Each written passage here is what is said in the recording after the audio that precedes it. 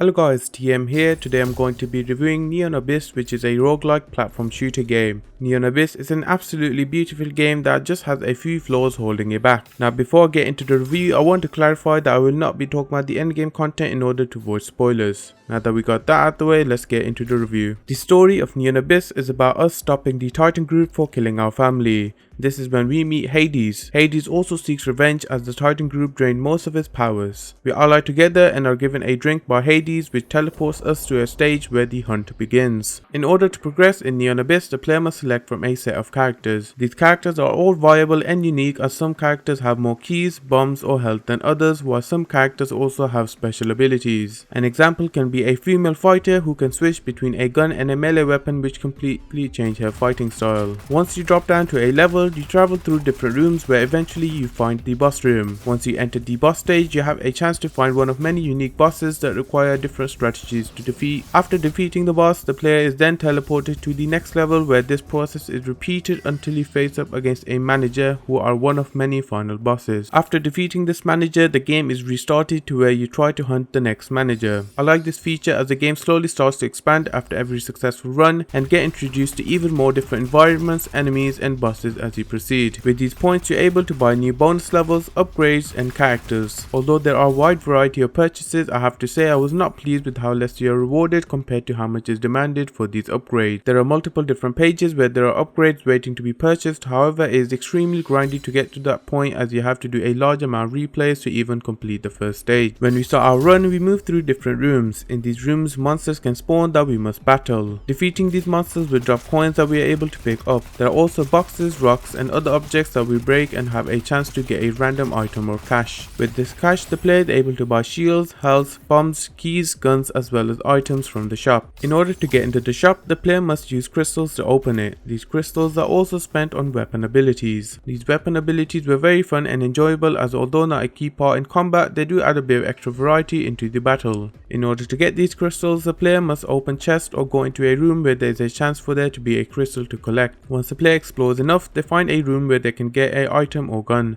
This, in my opinion, is the best part of Neon Abyss, as the weapons are unlike any other game I've seen before. It's really enjoyable and funny to pick up a weapon, as you don't know what kind of crazy stuff is waiting for you. There are also traits that give the player passive abilities that synergize with the weapons and pets. Some examples can be dealing poison damage, the ability to fly, and the more pets you have, the faster you shoot. As you proceed through the game, you're given the chance to go to a devil room or the wisdom room. I really like this, as it adds a unique layer and challenge which rewards the player if completed. An example can be receiving offensive abilities for the sacrifice of a health bar on Devil Room, while Wisdom Room gives you a defensive item without anything in return. Although both are very good, they can be extremely infuriating at times. For example, when you shoot the giant crystal, it changes from a wisdom challenge to a devil challenge. Now the problem is that the enemy fire can also convert the giant crystals as well as yours, even if it's not visible on the screen. This means that your weapon abilities can ruin the progress of these challenges, as there are weapons that bounce around the entire stage and may hit the giant crystal without you even realizing.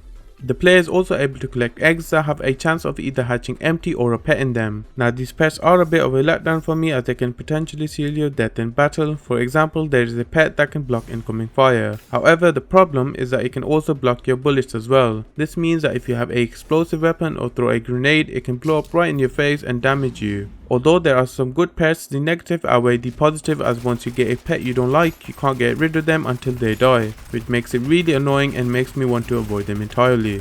The visuals are also one of my favorite part of the games, as it has a beautiful set of shiny colors on them that give it a sci-fi look. I cannot explain it enough, as it caught me completely off guard when I played it for the first time. The bosses are when the visuals of this game truly shine, as there are a bunch of near brights all across the screen that makes it a blast to play. I've had no crashes, bugs or FPS drops, which only shows their loyalty to the game and their audience, as they did not want to rush it. Neon Abyss has amazing potential, however a few problems like the pets or grinding do hold it back. The game is still amazing, as you can have multiple replays with a crazy amount of fun. I will be giving Neon Abyss a 7 out of 10. Thank you guys for watching my video. I hope you liked my review and be sure to expect more coming. I'll see you guys in the next video. TM out.